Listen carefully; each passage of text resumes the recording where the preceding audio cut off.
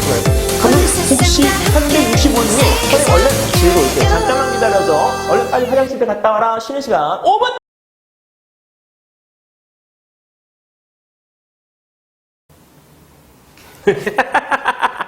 자, 이제 또 이 모습이 바뀐 모습을 갖다 보고서 공부를 또 더 해야 되지. 아유, 정말 또 이렇게 오늘따라 살짝 이렇게 또 센스 있게 빨간 머리로 이렇게 한번 확 바꿔봤어. 왜? 이번 여름 진짜 완전 덥잖아. 그러니까 머리가 그냥 빨갛게 익어. 선생님 여행도 못 갔으니까 이 머리라도 익어야 되지 않겠어? 정말. 자, 근데 여기에서 이렇게 또 한다고 해서 선생님이 여러분들이 공부를 안 하고 내 머리 색깔만 보고 있으면 곤란하니까. 그치? 여러분들의 시선을 한 대 다 모아가지고 여기다 꽝! 우리 꽂아놓고 시작을 하도록 할게. 오케이? 집중.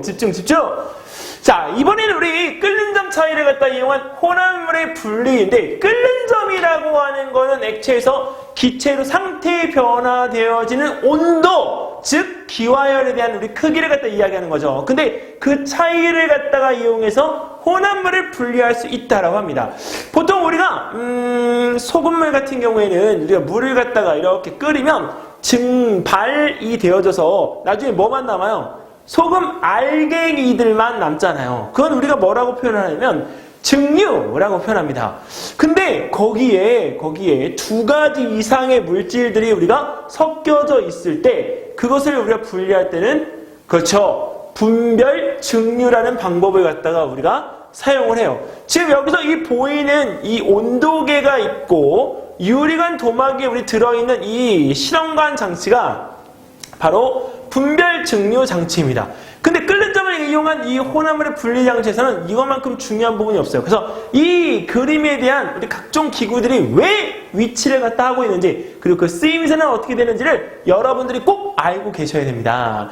자, 일단은 이 분별 증류 장치에서 여기 고무막에 우리가 비치해 놓은 여기에 있는 온도계는 자, 끓는 점이 낮고 끓는 점이 높은 물질을 갖다가 서로 분리할 때 낮은 온도에 대한 낮은 끓는 점을 가지고 있는 물질이 그렇죠. 분리가 되어질 수 있도록 일정한 온도가 유지가 되어져야 돼요. 그래서 이 온도계는 항상 위치가 이렇게 가지가 나 있는 부분에 자, 가지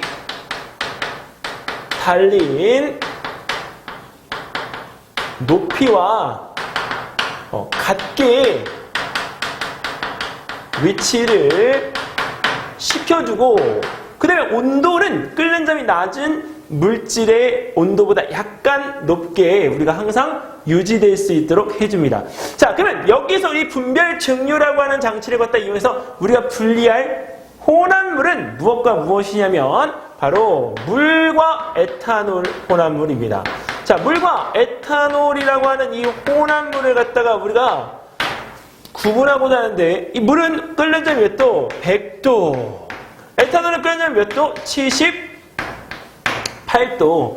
그러면 이 물과 에탄올에다가 우리가 알코올 램프로 가열을 갖다 하게 되면 자칫 잘못해서 어떻게 돼요? 넘칠 수가 있겠죠? 그래서 넘치는 것을 갖다 우리 막기 위해서 무엇을 갖다 여기다 넣었느냐? 바로 끓임쪽이라고 하는 것을 갖다가 넣어줬어요. 끓임쪽은 생긴 모양이 이렇게 우리 되어져 있어서 정말 신기하게 이 뚫린 구멍으로 순서대로 기포방울이 올라오게 돼요. 그래서 끓임쪽은 그 순서대로 기포방울이 올라오도록 하면서 갑자기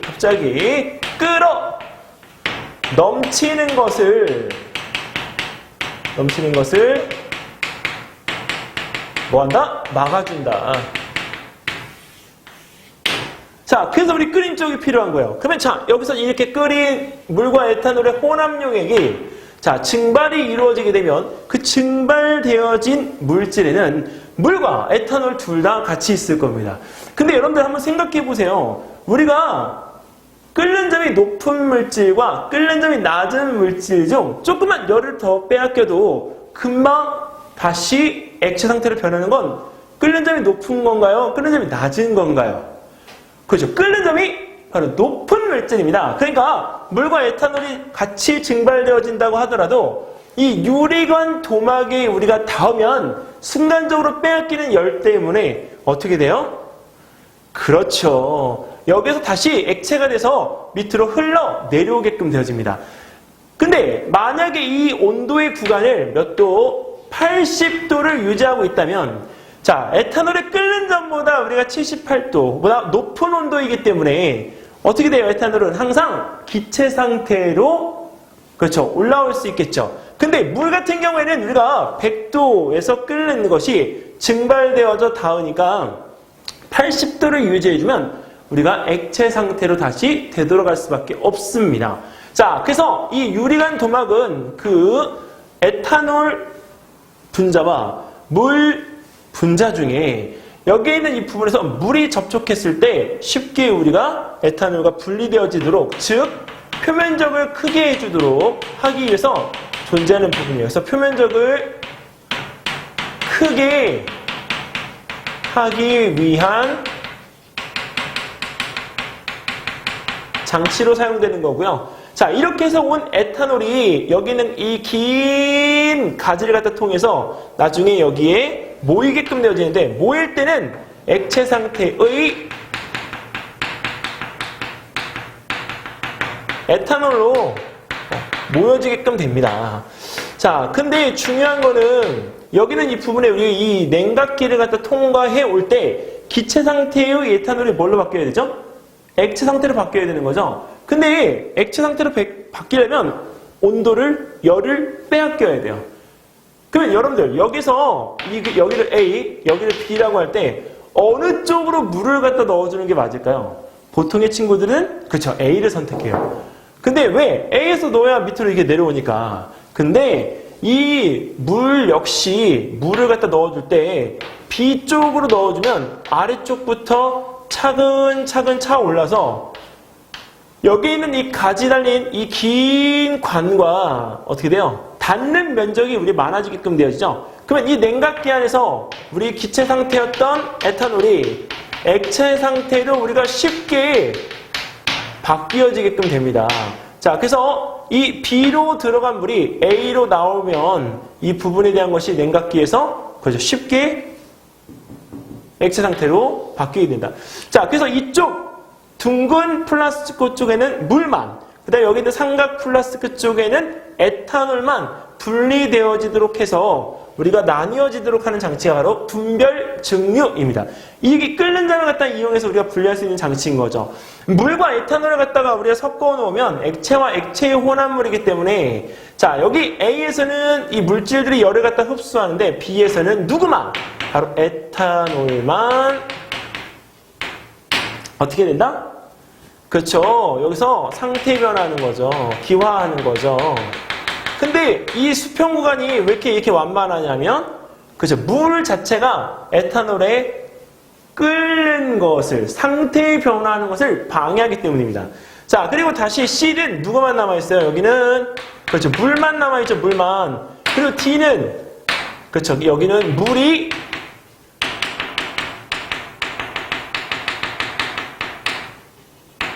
상태 변화하는 거죠.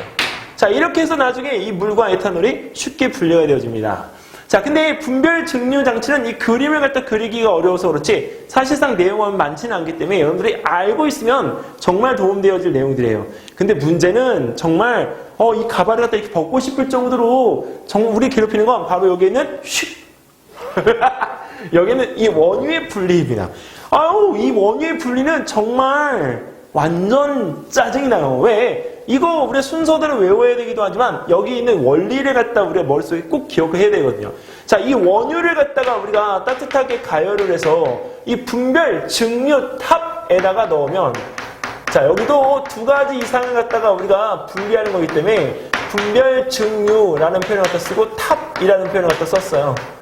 자, 그러면 이 원유에서 끓는 점이 제일 높은 자 1000도 이상 되어지는 그 부분에 찌꺼기가 분리되어져 나오는데 이 찌꺼기가 바로 아스팔트유예요.